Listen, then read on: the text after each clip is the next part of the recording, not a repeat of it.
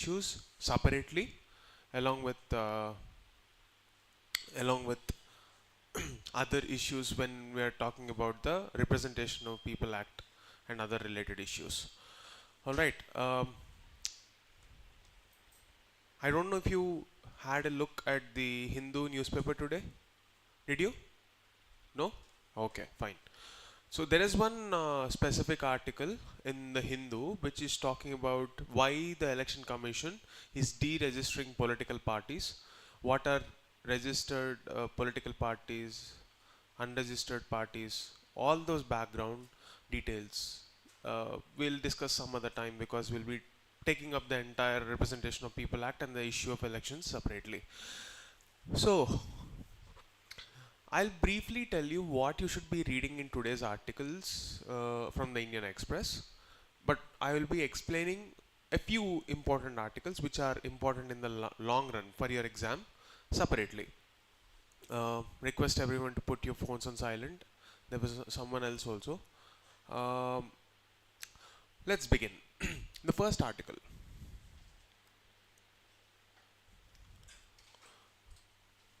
This first article is a specific case study of how this evolving theme of digital scams, okay, online frauds and digital scams, the modus operandi or the procedure carried out by fraudsters. I will deal with this issue specifically separately, but you can go through this article with an intent to understand a step-by-step process of how frauds can happen. That is the only intent, just being aware.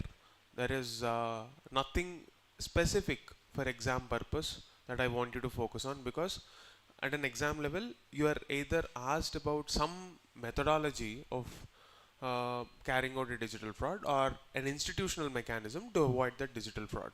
These are the two possible questions on any money laundering issues or cyber hacks or any ongoing frauds. You are expected to know what is happening in the society, so you'll get questions on these lines. This is the first expectation. I will not be covering in detail about this specific investigation because it's not pertinent to the examination. Now,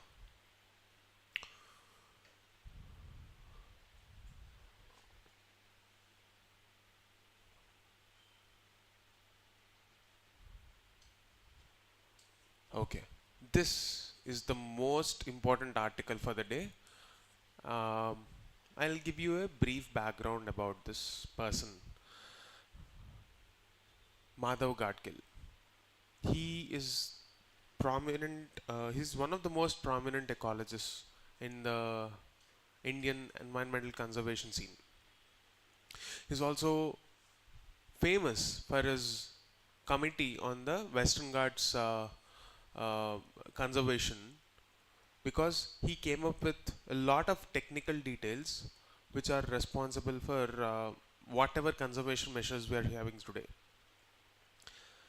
In way back in 2011 itself, he came up with this Western Ghats expert panel on conservation of how we have to green Western Ghats entire region.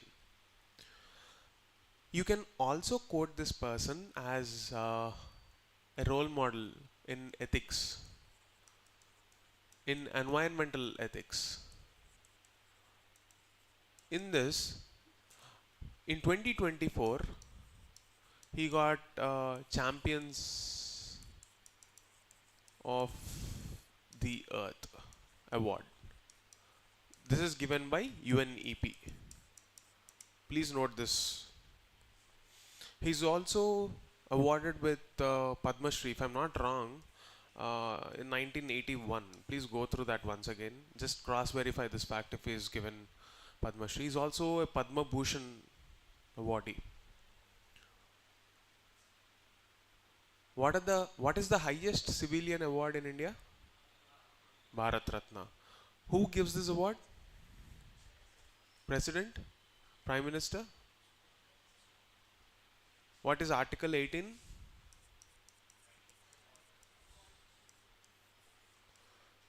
So, can a person be given titles according to Article 18?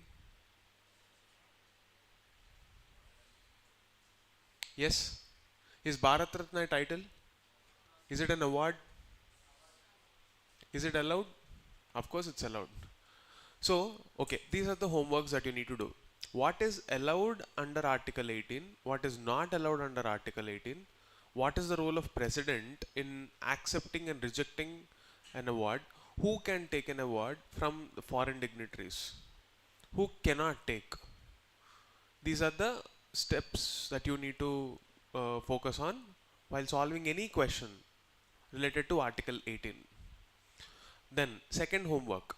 What are the list of awards given by the Government of India in the order of the highest degree or the highest respect for civilians? Bharat Ratna, Padma Vibhushan, Padma Bhushan, Padma Shri, all these awards. What is the procedure for awarding? Okay, this is the background homework that you can do. Moving on, let's come back to the issue, the Pachgaon way. What are we talking about? To understand this article, you need certain prerequisites to know from your environment syllabus. I'll briefly give you a context of the environment legislations and then discuss this article. Okay. If you know these articles, I would like to have participation from you. What is the 2006 Act that we should know in the context of conservation? Yes, exactly. Forest Rights Act. Forest Rights Act. How is this act different from any other act? Correct. This is the act which follows a rights based approach.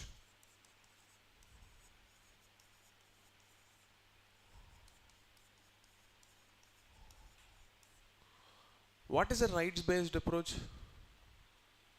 Let's again go back to the basics, the most basic funda, social contract.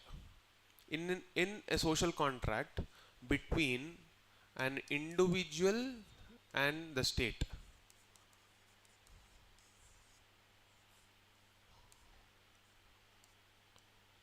sorry,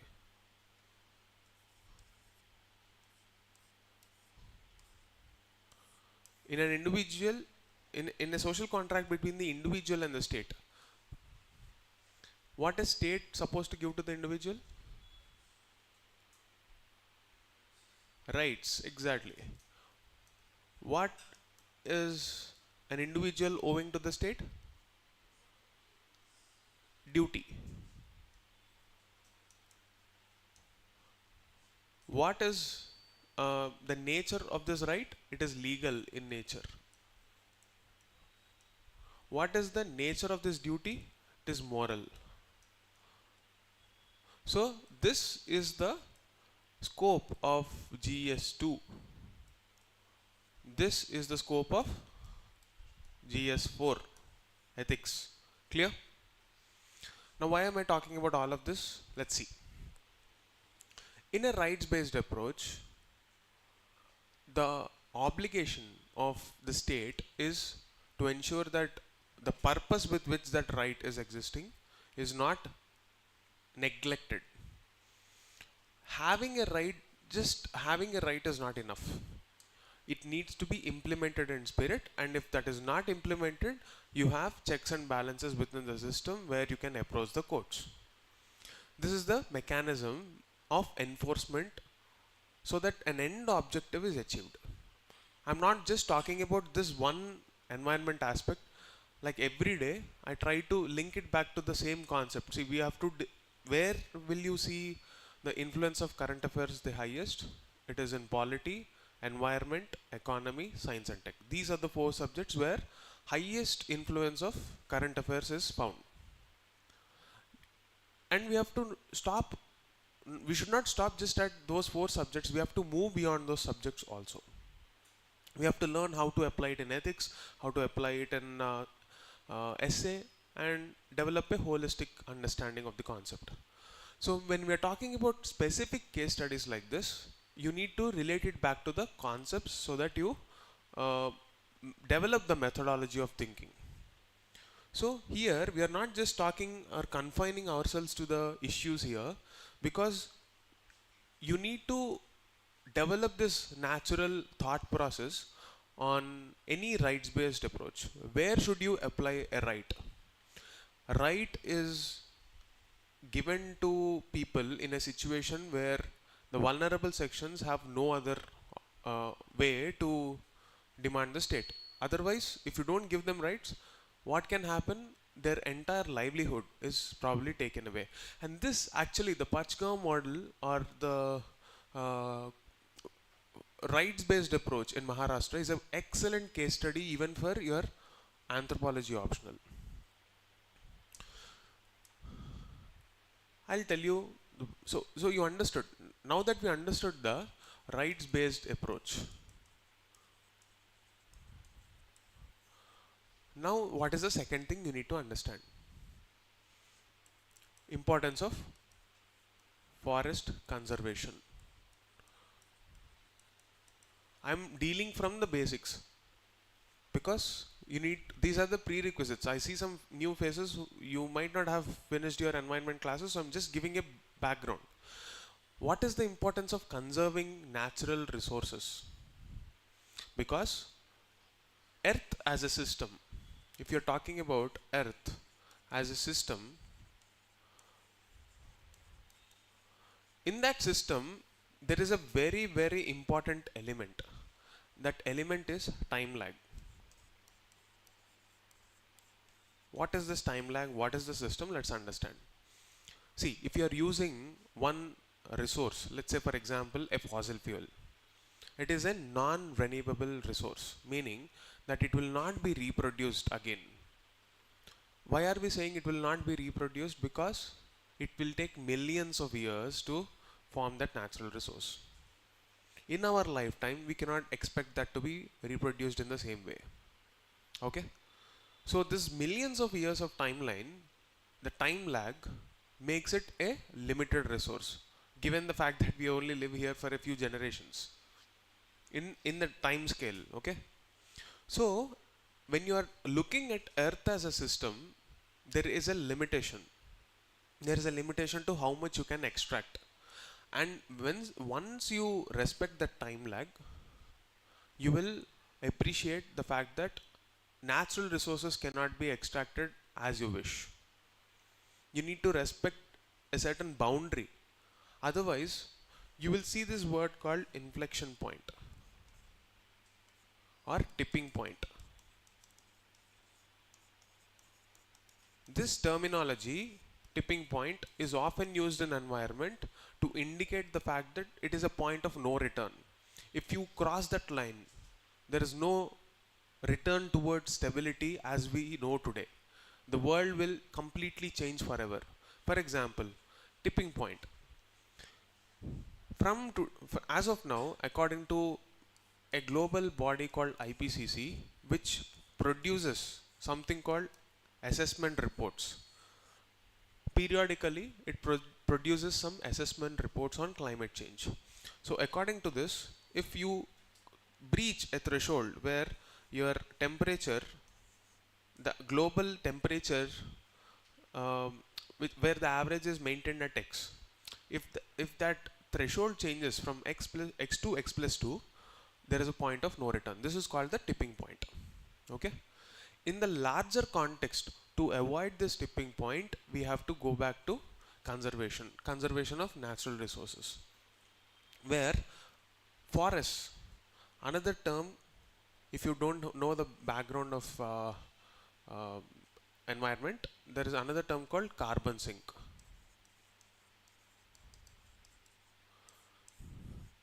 See, basically sink is a place, just for the sake of simplicity I'm putting it like this. Sink is a place where you will store your carbon. Why should you store your carbon? Because in our nature there is a balance. Everything runs in a system, everything runs like a cycle. So in this cycle, the components of the system which stores carbon are important because of a phenomenon called greenhouse gas effect. The earth remains cool. You also previously had an assertion reasoning based question in 2023 on this concept. The earth 23 or 24, I don't remember exactly, go back and check once again. Earth remains cool because there is this greenhouse gas effect. It's like a blanket. In our atmosphere you have certain gases which keep the earth warm. Otherwise what will happen, the moment the sun sets, just like on many other planets, if we don't have a blanket which will capture that radiation and keep us warm, the earth will become an ice ball because there is no longer sun. Okay, this greenhouse gas effect, which is supposed to be natural, if it is overdone, when you put more and more number of gases there, that will become a phenomenon which leads to global warming. Why are we discussing all this? Because it is important in the context of Western Ghats, especially forests. Forests are carbon sinks, meaning they store carbon. If we carry out destruction of these ecosystems, the ability of the ecosystem to store this carbon is slowly eroded away.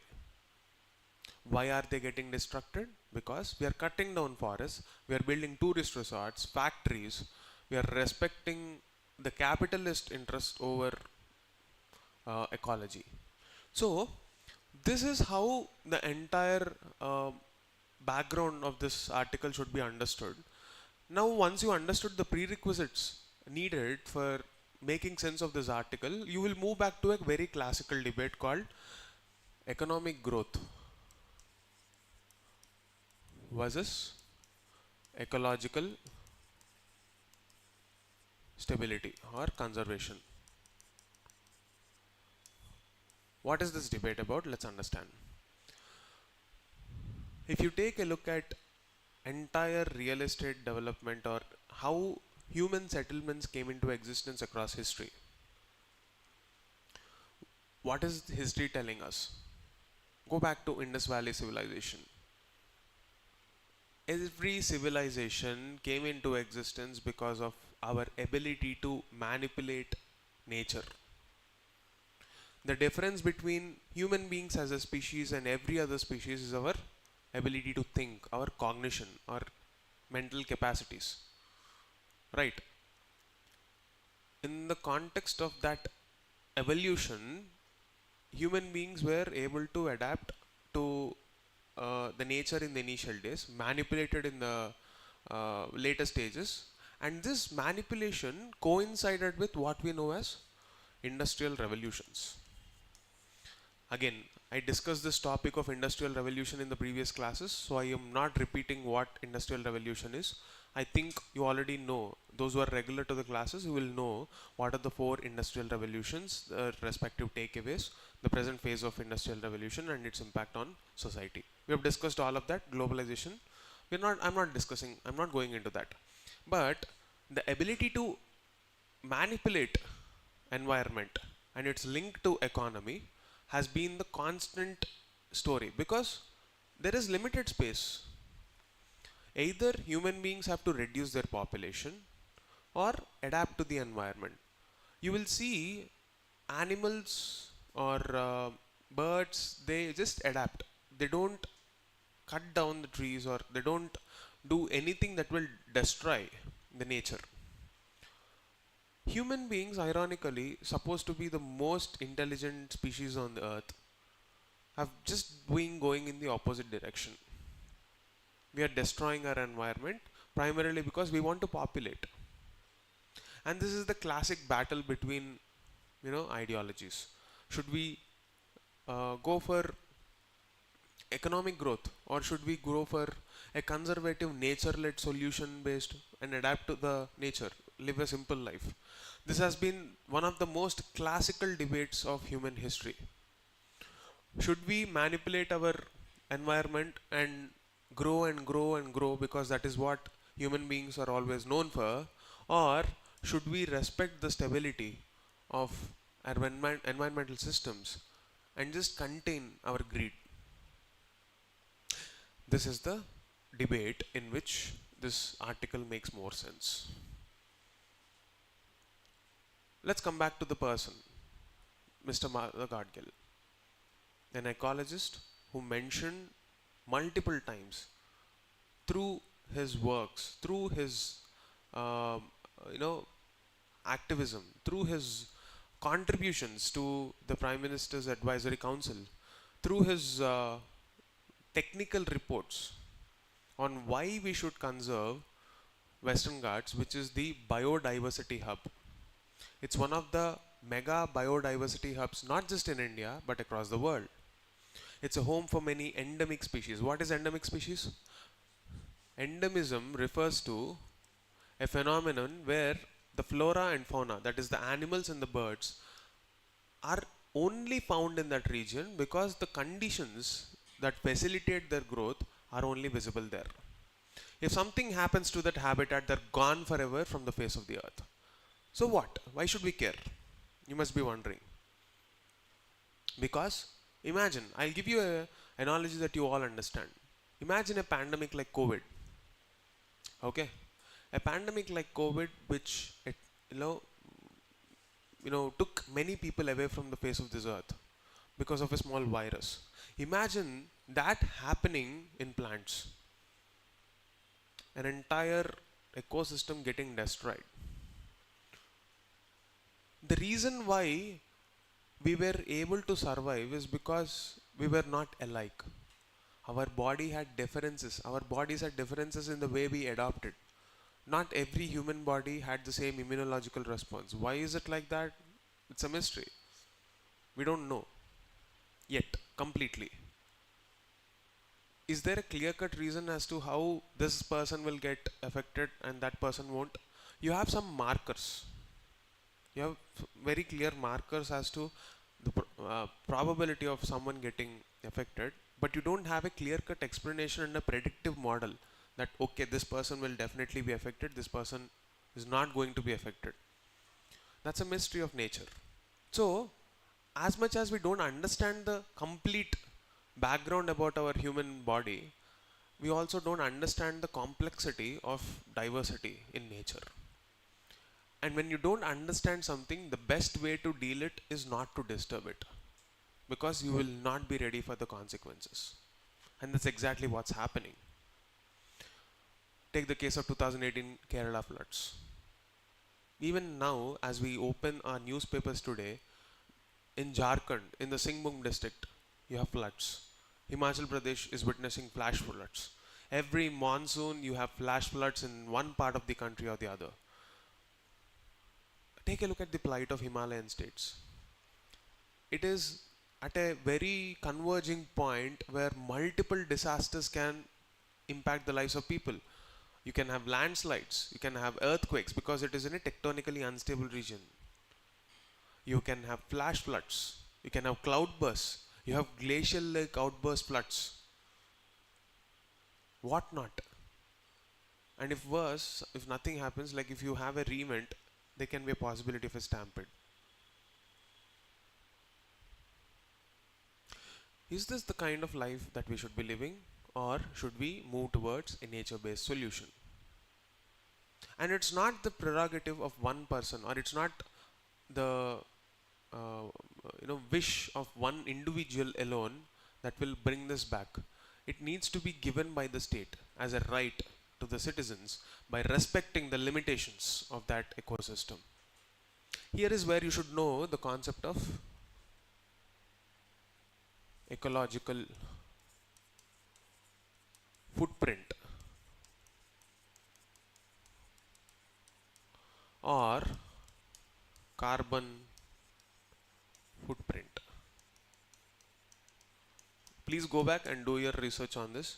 Self-understood. If you read it, you will understand with whatever background I gave you. It's good enough to understand. These are the various debates which you should be aware of to make complete sense of this article. The basics of biology, the contract between the individual and the state, the kind of environmental legislations, the rights based approach, why is it needed, and the justification behind this Panchgaon model. What is this Panchgaon model? What are the background issues? Let's understand. We understood that forests are important. It's a clear cut, you know, conclusion that we can come after all the discussion we have had. Forests are important because they're carbon sinks. They are important for our safety, our natural net for against climate change, for conserving our nature. All these are understood. What is the regulatory mechanism for this? Here is where you have to go back to Article 246, Schedule 7. Is environment historically been under state list or union list? Or is it something different now? Is it under state? It was under the state and later it came into the ambit of concurrent list. So to exactly appreciate what we are talking about, another homework for freshers, if you don't know what we are talking about, go to Article 246.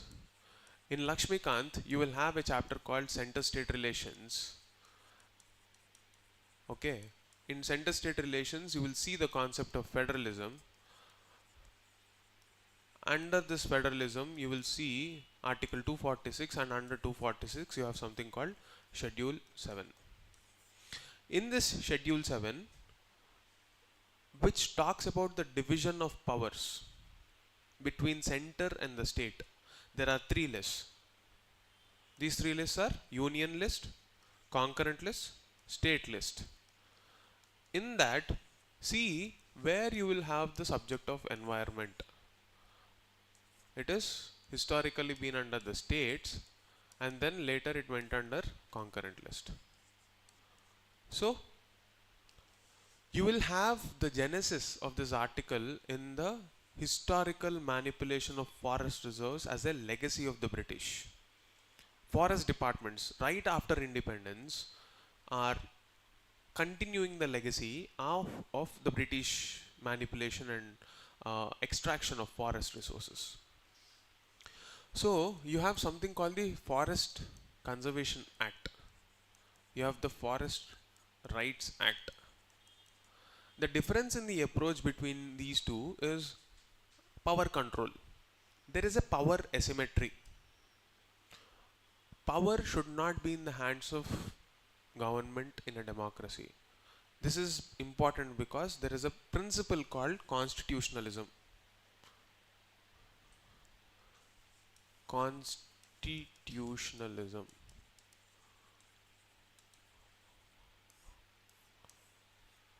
What is constitutionalism? We've discussed multiple times. Just a quick recap. Anyone? A limitation imposed by the constitution itself on the powers of the government. This is the genesis of the concept of checks and balances.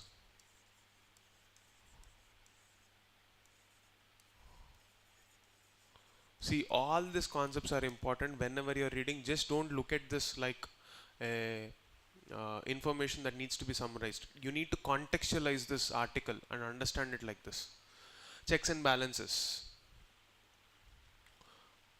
There is a difference in approach of the Forest Rights Act and other previous acts with respect to conservation, which is predominantly putting power in the hands of the government.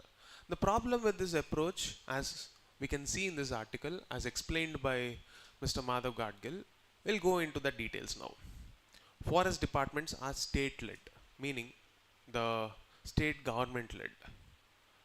If you take a look at the data submitted by the forest departments versus the data that validates or alternative sources of data, you will see a manipulative tendency of the forest departments to inflate the numbers just to meet the national targets of conservation. We have something called the National Forest Policy, where conservation is supposed to be the focus, and we have a objective of reaching at least 33% of land under forest cover. This definition of forest cover is a huge question. What is the source of data for this? Forest, forest, state of forest. Who comes up with this? In how many years? Yes, there are people who wrote prelims, you should be telling me. Every 2 years. It comes once in every 2 years. The definition of what is the forest cover and how much of it is actually true is a very debatable point in colleges. For example, if you see what Mr. Madhav Gadgil has been saying, even though the state governments claim that the forest cover is somewhere around 23%, his data sources from the National Remote Sensing Agency, which is there in Hyderabad, please note this point. You will probably get prelims question also. Latest data shows that it is not more than 15%. And it can actually come down. The other day, when we were talking about urbanization, we have seen situations in cities like Bangalore or Bengaluru, as it's now called. There are situations where the local forests that you see in urban centers are not serving the ecological needs of that region. Why? Because they are not native species. So, birds don't depend on them. The entire ecosystem gets disturbed. Even though roads look very beautiful, the intent with which they are supposed to be there are no longer served. Then what is conservation's point? Is it just for beautification? No, right? There are many invasive alien species. This is another concept that you have to. Invasive alien no pun intended there. IAS, invasive alien species. So you have many invasive alien species like Concarpus. You can remember this name.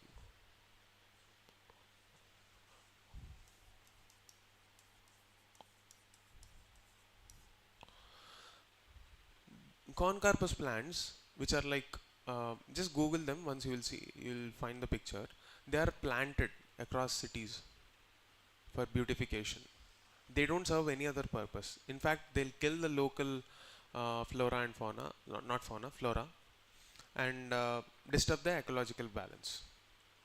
Link it back to what we were discussing in Bangalore's case study the other day. So if these things happen, you are not maintaining the sanctity of the region. In this article, the writer also describes certain case studies where in Kerala, you will see some case studies. Like, for example, here he talks about Grasim. It's a factory, a fabric factory, rayon. It started using the local bamboo plantations in such a way that the entire soil got degraded because it kept on extracting without respecting the natural time it takes to replenish that soil or allowing those plantations to flourish. This Grasim factory has gotten approval from the government where the market rate, according to Mr. Gadgil at that point of time, the market rate was 1400 rupees per ton and they got it at a very meager price of 1 rupee per ton. When something is underpriced, especially natural resources, it's not valued. There is no efficiency in the resources. And this has led to a complete destruction of that habitat. And this is exactly what has been happening in Kerala from the past few decades. In this context, on my Telegram channel, also, this article mentions some important rivers of Kerala. So I posted some important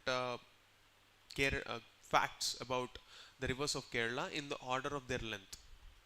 Please go through them. Okay, Periyar, Bharatapuzha, Neyar, Pamba, all the other rivers and the associated um, you know facts. I've posted them as a single post. You can go through them as well. So the whole point here is, when you are giving control to the state, the problem is bureaucratic nexus with the capitalists and the possibility of collusive corruption, another term that you need to know.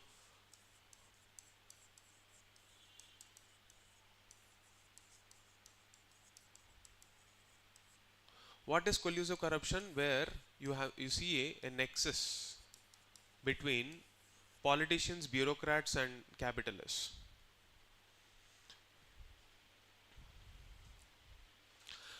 See, again, don't make this debate into a capitalist versus communist kind of a debate. Don't move to the either of extremes.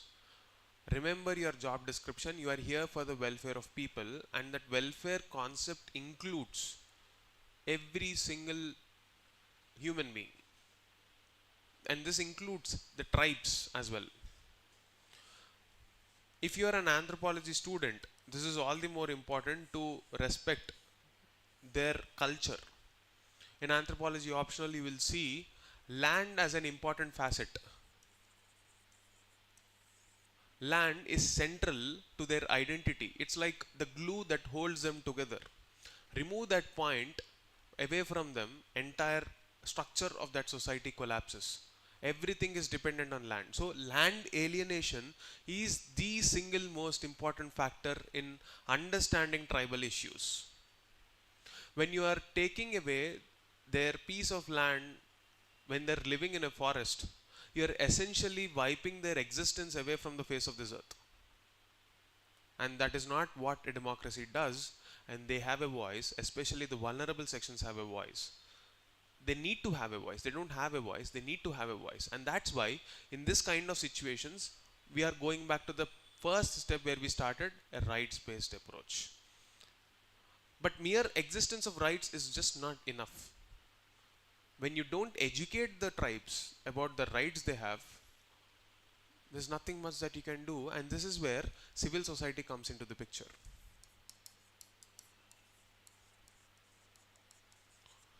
Civil society bodies come into the picture because they're supposed to address the gap between policy implementation and the existence of a policy.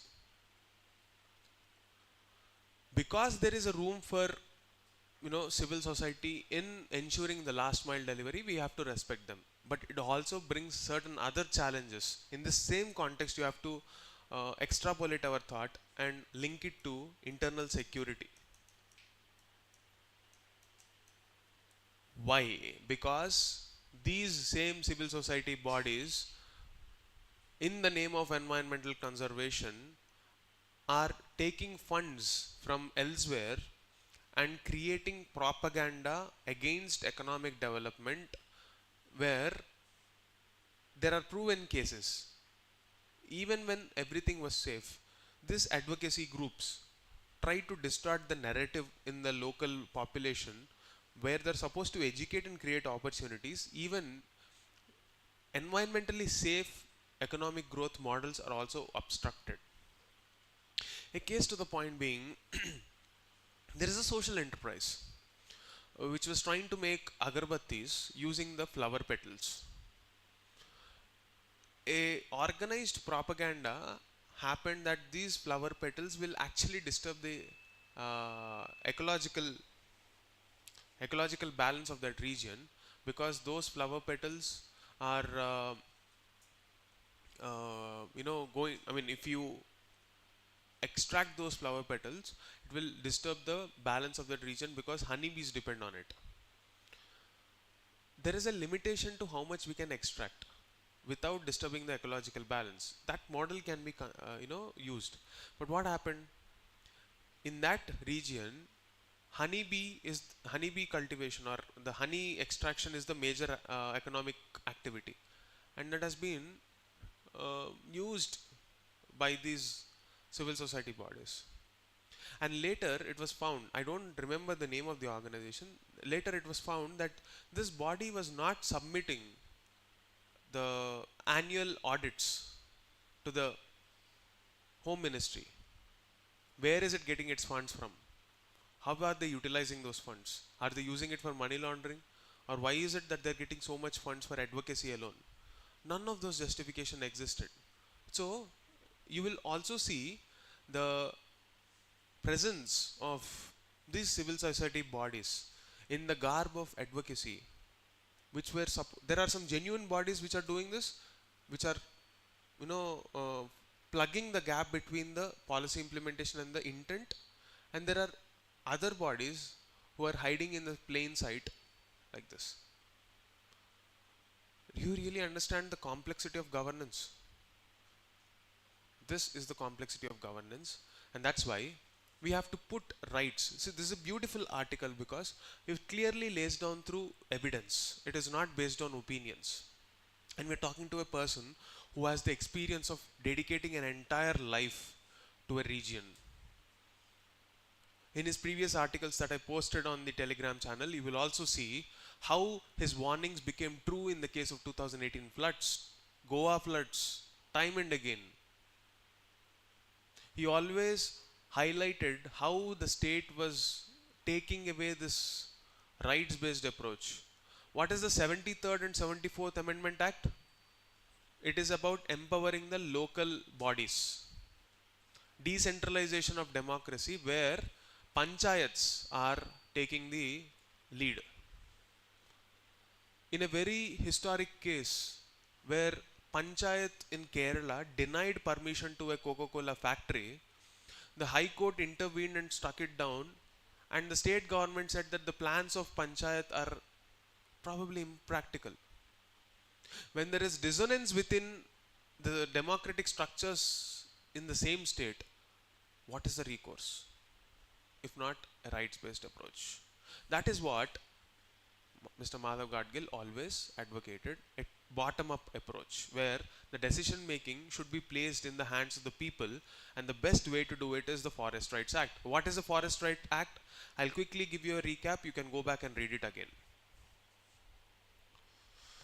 So there is a place called Pachgaon in Maharashtra which follows this model. You have some community resources there, and if you understand ecology, there is a limit to how much you can extract. Respecting that limitation, rights are placed by the state government in the hands of the people. Okay? When rights are placed in the hands of the people, they take care of themselves. It's a case study where, for example, 30 acres of that piece of land where they were given the responsibility, they declared it as a community reserve, meaning they will protect that region. They will not touch it. It became a sacred grove. If you look at this, just cross verify once again. UNEPs, there is a program called Faith for Earth or Peace for Earth, something like that. Faith for Earth. It's a very old program, 5-6 years ago. What this program tries to advocate is using religion as a source for conservation. Sacred groves, for example, is our way of, religion is a way of life, right? So if any religious element tries to protect nature by putting it on a pedestal of God, that kind of initiatives are recognized by UNEP and promoted. Sacred groves is one such initiative. What do you mean by sacred groves?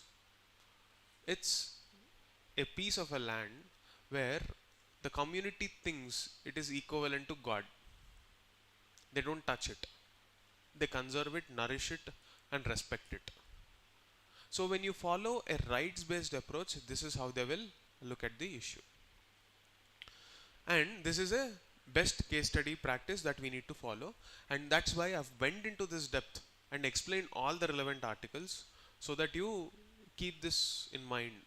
It's a very, very important case study for conservation, and this person, any article that you see from this person is extremely important because of the experience he carries. probably there is no other person who understands that entire region better than him. So any article by him, you should understand this. And because we may or may not have articles, see, he writes these articles once in a while, once in a year probably. So over the past 4 or 5 years, there are few articles only written by him, because unless and until there is a very strong reason, I don't think he comes forward and gives these articles. So please take a note of this. Every time this person wrote an article, UPSC started asking that question in that year. So please be very careful. That's the reason I took so much time to explain elaborately.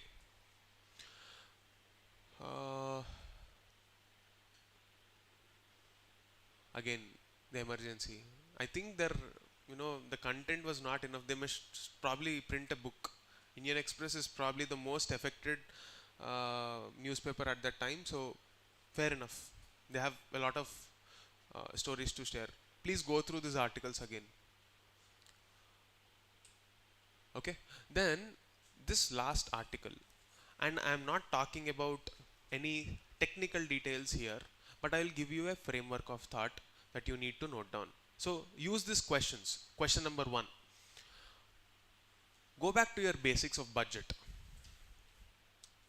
Budget. What is budget?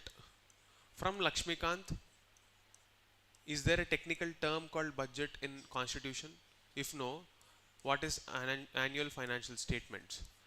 In the annual financial statements, you will also get some other documents. What are those documents which are placed during the budget session? Please note them. Okay. After this, divide the entire budget into expenditure receipts. Capital expenditure, capital receipts. Revenue expenditure, revenue receipts. Under that headings, where will you get subsidies? And in this subsidies, how much for agriculture? And why? Why are we giving so much subsidy? This is what you need to know. These are the background work that I am expecting that you will do. Okay, everyone? I can give you the answers, but I want you to do it.